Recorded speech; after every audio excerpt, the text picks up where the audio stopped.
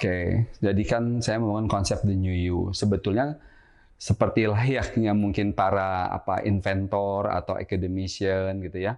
Sebenarnya kita itu bukan menemukan sesuatu yang baru sebetulnya ya, tapi memframingkan hal-hal yang kita lihat di luar sana gitu ya, yang terjadi, namun tidak semua orang menyadarinya gitu.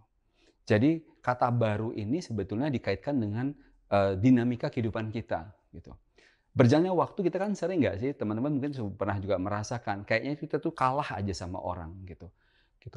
Kebutuhan kita, meningkat tertentu, tapi kemampuan kita untuk memenuhinya tidak imbang gitu, ya. Tuntutan kantor demikian, kita tuh segitu-gitu juga gitu. Pengennya karirnya ada di mana, tapi setelah berjalan sekian tahun juga tidak berkembang gitu.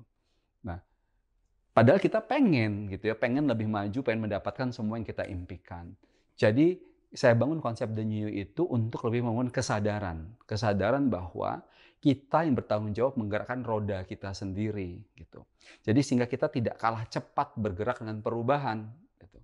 Karena manusia memang sewajarnya kalau pakai teori fisika tuh ada namanya kelembaman, malas bergerak gitu. Itu udah wajar gitu.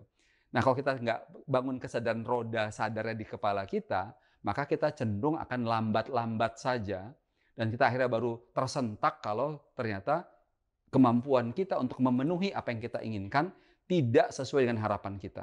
Nah, sebelum itu semua terjadi, maka kita perlu membangun sebuah pendekatan cara mengelola diri kita sehari-hari.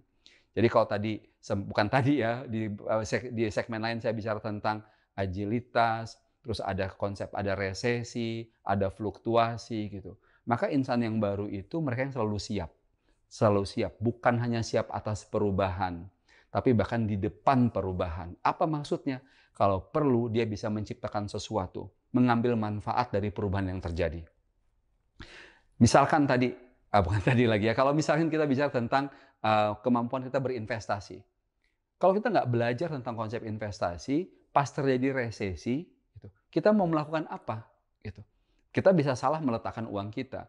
Atau kalau kita tidak sadar tentang apa maksudnya resesi atau inflasi, maka ketika itu terjadi kita hanya dapat paniknya aja, jadi korban, jadi victim, tidak mendapatkan keuntungan dalam situasi yang berat seperti itu. Nah, The New You ini mengajak setiap orang, banyak orang untuk lebih sadar tentang apa yang dia harus lakukan dari waktu ke waktu, sehingga kemudian bisa bergerak kalau perlu lebih cepat dari waktu. Demikian.